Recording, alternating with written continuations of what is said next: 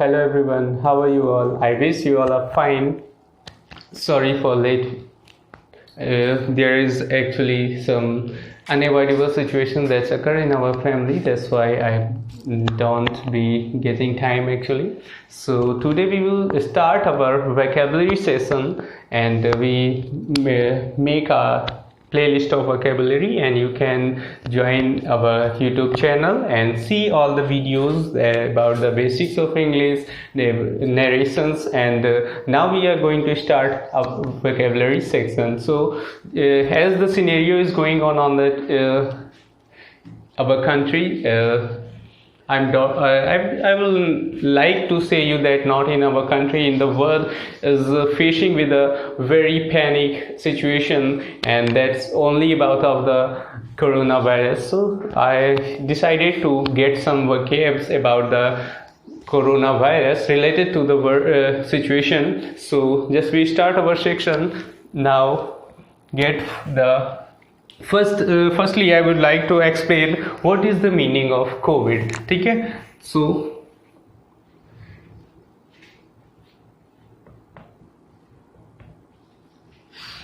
क्योंकि जैसे ही अगर हम लोग बात करें तो इन इंडिया में जो कोरोना वायरस का जो सिचुएशन क्रिएट हुई वो लगभग मार्च में स्टार्ट हुई। तो कभी कुछ लोग उसको कोविड-19 बोल रहे हैं, कुछ लोग कोरोना बोल रहे हैं, तो किसी को समझ ही नहीं आ रहा वो कोविड-19 उसका नेम है या उसको कोरोना बोलते हैं। तो इसको हम क्लियर करते हैं एक्चुअली में ये इसका है क्या।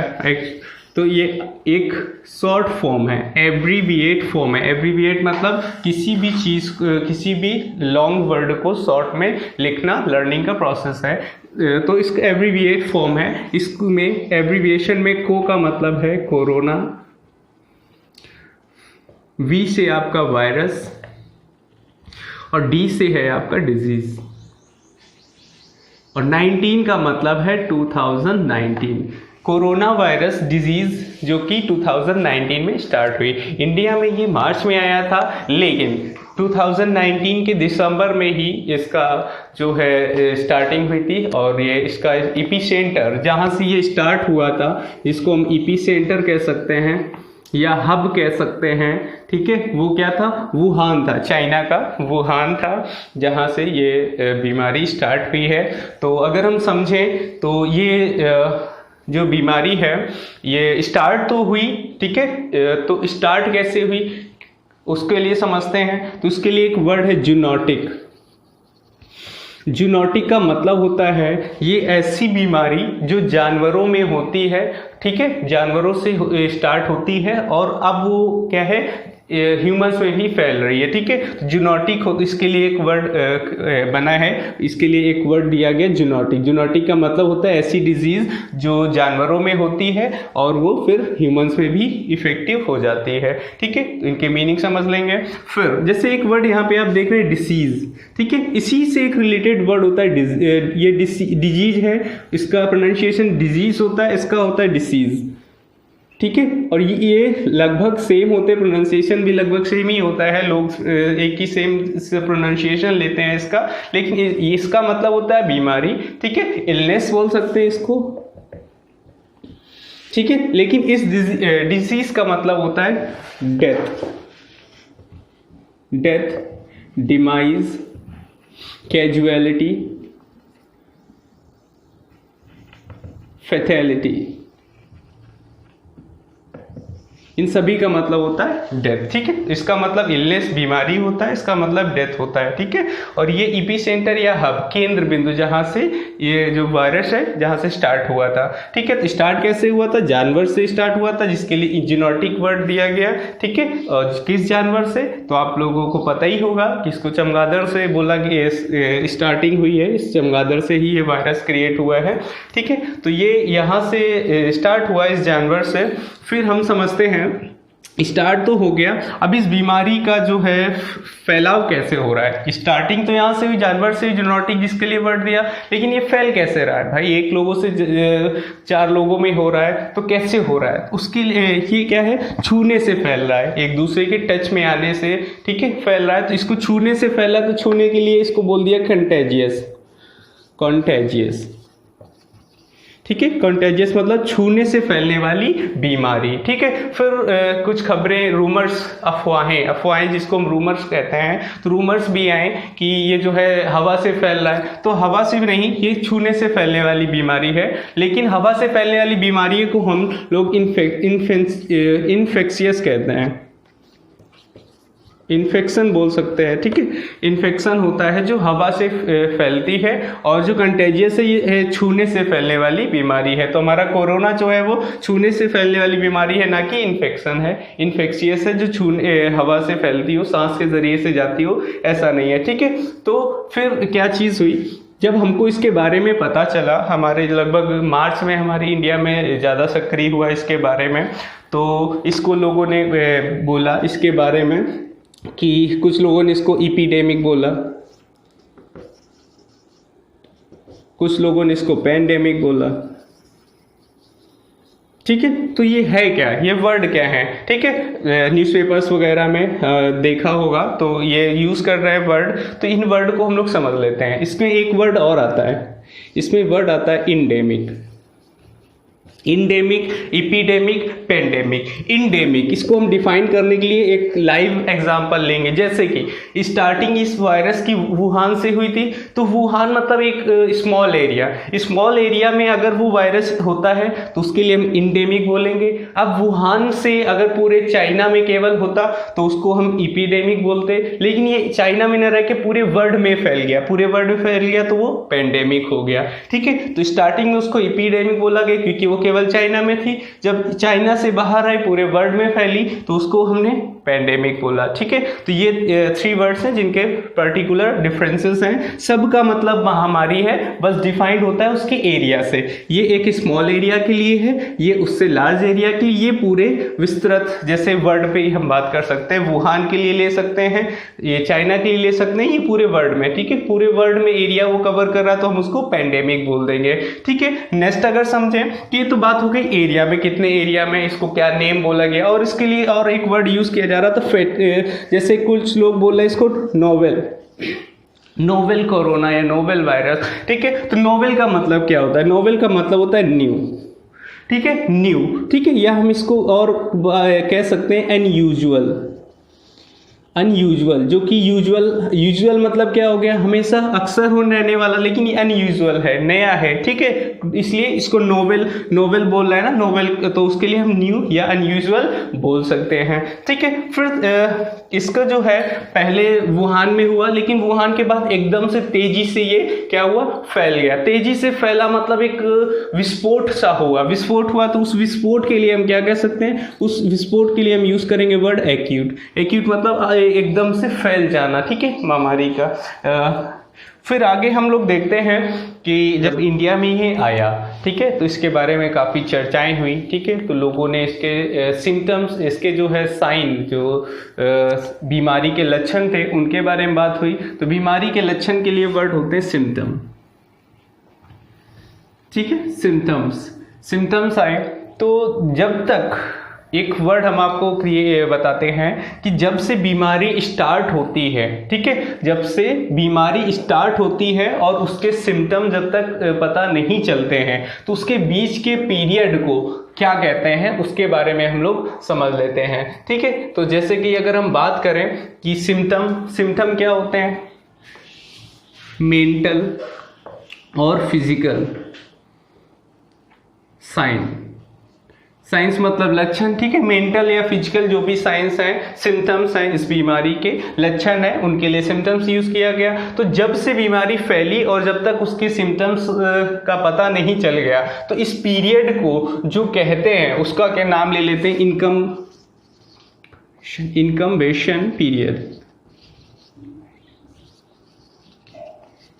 ठीक है। ये इनकम्बेशन पीरियड क्या होता है, इनकम्बेशन पीरियड वो पीरियड होता है जब से बीमारी फैली, ठीक है, जब से बीमारी फैली और जब तक उसके सिम्टम्स का पता नहीं चल गया, इसके बीच का जो टाइम होता है उसी को हम इनकम्बेशन पीरियड बोलते हैं, ठीक है। अब इस बीमारी को स्टार्टिंग में तो सिम्टम के अकॉर्डिंग बोल दिया गया कि ये बीमारी है, फिर आगे चल के देखा गया कि कुछ लोगों में सिम्टम्स जो बताए गए जैसे खांसी वगैरह जो भी था, तो वो नज़र ही नहीं आ रहे थे। तो फिर इस बीमारी को दो तरीके से नेम दिए गए सिम्टम्स के अकॉर्डिंग, सिम्टोमेटिक, ठीक है, दूसरा एसिम्टोमेटिक, ठीक है, जिसमें लोगों में सिम्टम पाए जा रहे थे उसके लिए सिम्टोमेटिक बोल दिया गया, और जिनमें वो सिम्टम नहीं पाए जा रहे थे उनके लिए एसिम्टोमेटिक वर्ड दिया गया, ठीक है। इस तरीके से इस बीमारी का नेम दिया गया, ठीक है। अब ये बीमारी क्या हो गई, बहुत ही तेज हो गई, विस्फोटक हो गई, खतरनाक होती चली गई, तो उसके लिए एक वर्ड होता है फैटल। फैटल मतलब होता है घातक, ठीक है, बहुत ही घातक जो है बीमारी हो गई, जिसके लिए हम एक्यूट भी वर्ड बोल सकते हैं, फैटल या एक्यूट वर्ड सिनोनिम ही होंगे। फिर बात आई जब ये बहुत घातक हो गई तो गवर्नमेंट ने क्या किया, लॉकडाउन लगाया, ठीक है, लॉकडाउन का यूज किया। अब लॉकडाउन कैसी सिचुएशन होती है, लॉकडाउन एक ऐसी सिचुएशन होती है जहां पर हम लोगों को क्या किया, घर में ही कैद कर दिया गया एक तरीके से, ठीक है। लॉकडाउन मतलब कैद कर देना, घर किसी एक बाउंड्री में कैद, तो बाउंड्री तो नहीं, हम लोगों को हमारे घर में ही कैद किया गया कि जिससे कि क्योंकि ये भाई कैसी थी बीमारी, कंटेजियस थी, छू के फैलने वाली थी। अब हम किसी दूसरे के कांटेक्ट में नहीं जाएंगे तो ये बीमारी आगे नहीं बढ़ेगी, इसीलिए गवर्नमेंट ने क्या किया, लॉकडाउन लगा दिया, ठीक है। तो लॉकडाउन लगा दिया, तो लॉकडाउन जब लग गया तो लोगों ने जब देखा कि लॉकडाउन लग रहा है तो खाने पीने की प्रॉब्लम्स आएंगी, ठीक है। तो खाने पीने की प्रॉब्लम्स आएंगी तो लोगों ने क्या कर दिया, खाने पीने की चीजें वगैरह क्या करना कर दिया, स्टोर करना शुरू कर दिया। तो जब स्टोर करना शुरू किया तो इसके लिए कुछ वर्ड आ गए, जैसे कि स्टॉक अप, एक आ गया स्टॉक अप, एक आ गया होर्ड, ठीक, दोनों का ही मतलब होता है जमा करना। लेकिन इस जो स्टॉक अप है इसका एक पॉजिटिव सेंस में यूज किया जाता है, और जो होर्ड है इसका एक निगेटिव सेंस में यूज किया जाता है। स्टॉक अप मतलब जितना हमको जरूरत है हमने उतना ले लिया, और होर्ड मतलब जरूरत से ज्यादा इकट्ठा कर लेना, ठीक है। जैसे होर्डर्स, इसके लिए एक वर्ड, जमा करने वाले, जो जमा करते हैं होर्डर्स बोलते हैं उनको, होर्डर्स मतलब जमाखोर, जो जमा करते हैं, ठीक है, उनको हम होर्डर्स बोलते हैं, ठीक है, जमाखोर जिनको कहा जाता है। तो एक निगेटिव सेंस में वर्ड चला गया, ठीक है। स्टॉक अप मतलब वो पॉजिटिव सेंस में जितनी जरूरत है उतना जमा किया, होर्ड मतलब हमने क्या किया, जरूरत से ज्यादा इकट्ठा किया। फिर क्या हुआ, सिम्टम आए तो लोगों को लॉकडाउन लगा दिया गया। फिर जब जिनमें जो सिम्टम्स थे, मतलब ये जो डिजीज थी, जब चेकअप हुआ तो चेकअप में पॉजिटिव पाए गए, ठीक है। तो पॉजिटिव पाए गए तो उनको कहाँ भेज दिया गया, क्वारंटाइन में भेजा गया, ठीक है। तो क्वारंटाइन के लिए एक वर्ड और होता है, उसको भी समझ लेते हैं। जैसे कि हम यहाँ पे लिख लेते हैं